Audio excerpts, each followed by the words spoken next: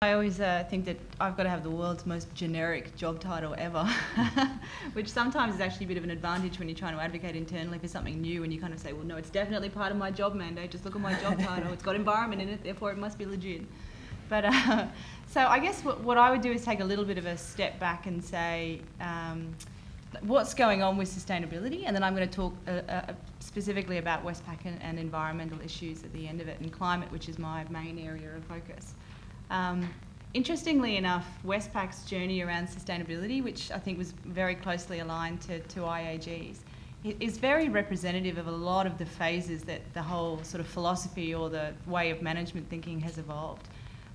We also started looking at it in the early 2000s, and when I first went to Westpac, and I think this is kind of interesting as well, when I first went to Westpac in 2001, I was in the Corporate Affairs Division, and I was doing government relations and social responsibility, as it was called.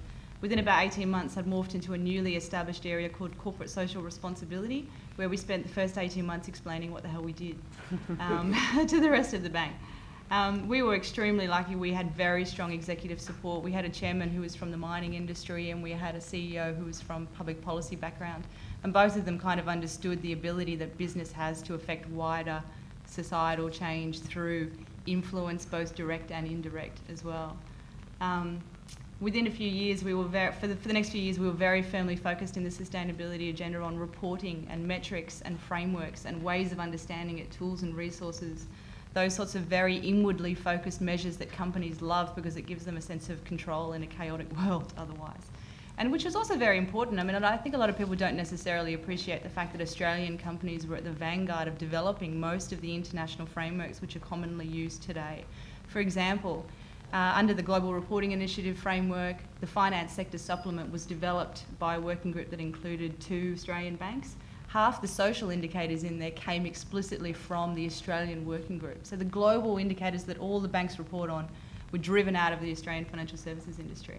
Also, Westpac was the first bank in the world to report using the GRI framework. So we were very much at the vanguard of figuring out what the hell we're actually talking about when we're talking about sustainability, how you report on it, and also how you put a lot of the same rigour and robustness around sustainability reporting that you would expect to see in financial reporting as well.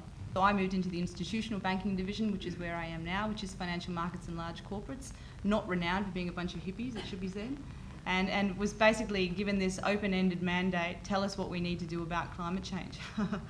Which was a mistake on their part for one, but also kind of was this awesome opportunity to take a very smart, sophisticated area of the bank with incredible reach and influence, dealing with the largest corporates in the country, and in an environment where we were debating the specific technical aspects of carbon trading, and implement a response that actually had the ability to do something. And if you want to talk about what the role of banks in sustainability is, it's both direct in terms of our physical footprint, 35,000 employees, 12 million customers, that kind of thing. But it's also indirect. If you think about the role of financial institutions, we sit at the heart of the economy. We lend to or invest in everyone and everything at every level, whether it's large corporates in heavy intensive industry sectors, whether it's individuals borrowing $12,000 to buy a new car or put solar panels on the roof, or taking a drawdown on your home loan because you want to put in a solar-powered hot water tank. We actually have quite a sort of amazing amount of influence across the economy. So last few years, unfortunately, what we've seen in the sustainability debate, and I would kind of agree with the question that was asked earlier around why is it all carbon, but from a slightly different perspective, we've kind of seen this funneling of every environmental issue down into the vortex of carbon politics. Whereby everything is understood in the context of today's politics.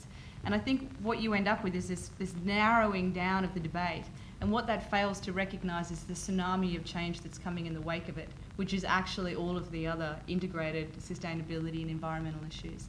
And if you look at carbon, and I think what you really realise when you look at it very intensely from a corporate perspective, is you can't deal with climate change without dealing with energy security. You can't deal with energy security without dealing with water security. You can't deal with water security without dealing with land management and biodiversity loss. And you can't deal with those issues without dealing with food security. And all of that is wrapped up in global population growth, industrialisation, growth of the middle class. And you have to look at these issues in a sophisticated and integrated manner. And that means you can't use the same traditional metrics of the old economy that Sam was talking about. They just don't work. They don't add up. The numbers don't add up in terms of actually understanding what's going on.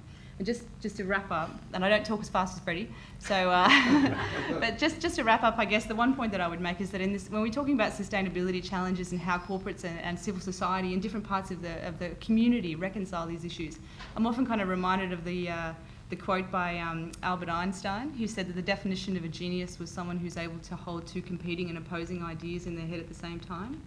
And I would say that sustainability makes geniuses of us all, because it requires us to fundamentally reconcile issues that we have currently within our current economy and community no means of bridging. But that doesn't mean we're not going to do it. It just means that we have to also acknowledge that this is a really hard issues that require some very deep thinking at all levels of the community.